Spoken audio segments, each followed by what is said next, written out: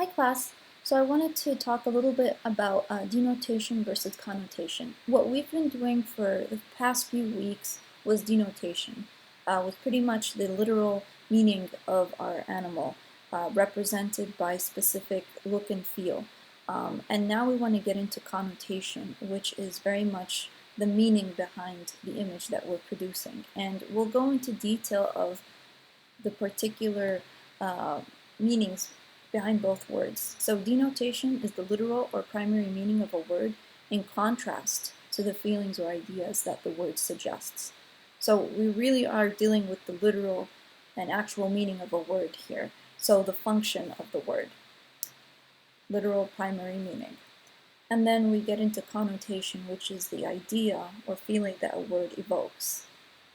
Idea or feeling evoking a specific kind of emotion. That is what we want to get out of when it comes to connotation. So let's go into an example of denotation. So like with the example with the snakes here that I've referred to a few times, there are different kinds of representation: literal, complex, simple, impressionistic, dimensional. Those are all different kinds of styles of representation that we see here.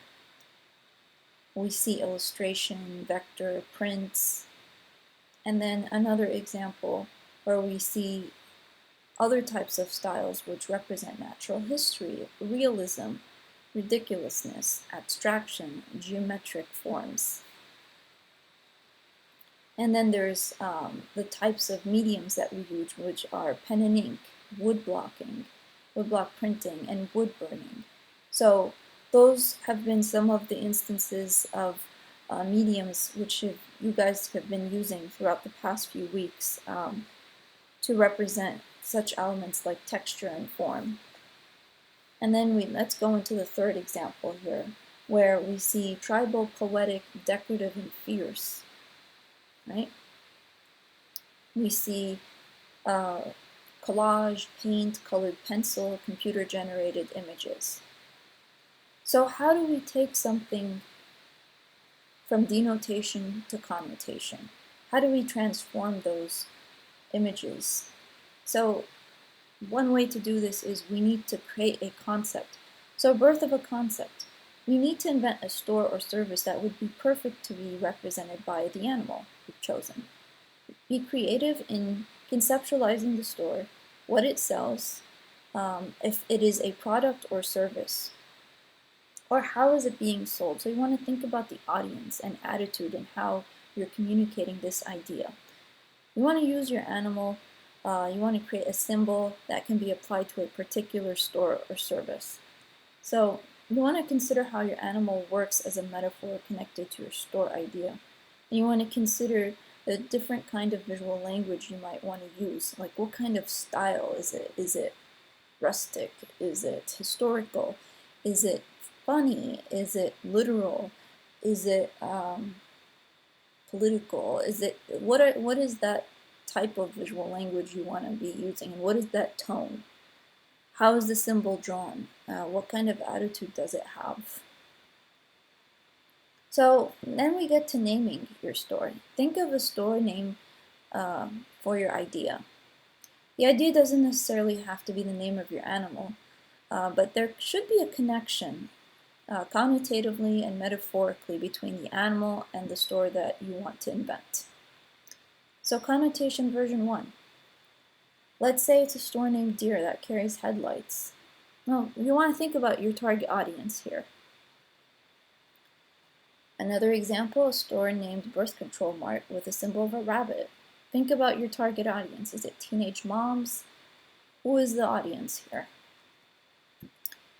Or in example 3, a high-end dessert boutique selling apple-made desserts named Tempt, using an alluring symbol of a snake. The concept here is a play on religion, hinting and teasing.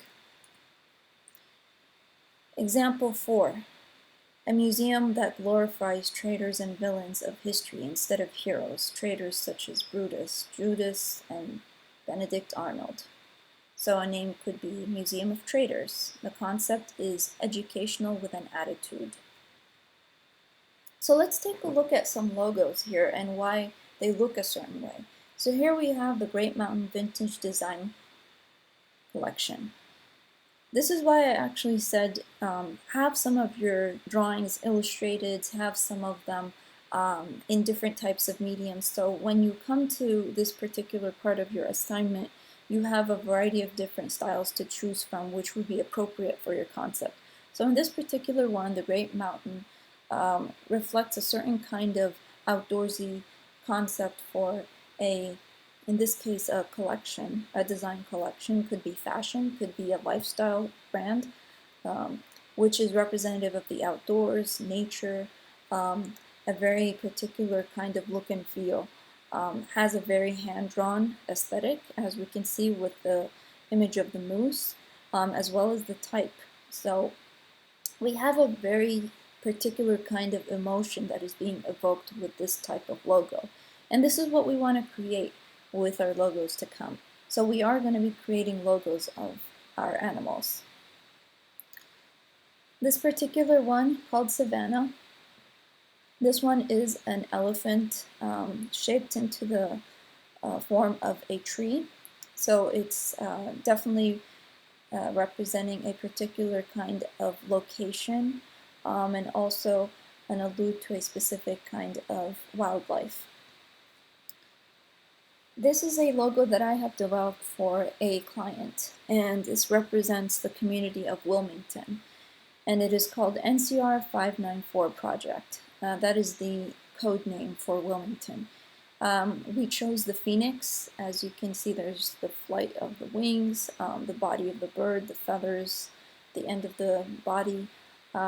We chose the phoenix because of the vitality that the bird represents, the strength, and kind of like the vitality that we want to see in this logo, but also the type of vitality we see in that community as well. It's a predominantly Latino-based community that's doing a lot of great things for its people, so we wanted to celebrate it, and we also wanted to represent it in an emblem that does it justice. Right? So that's the end for this particular lecture. I'm going to show you guys a few more examples of student work that has been successful, so I'll see you in the next video.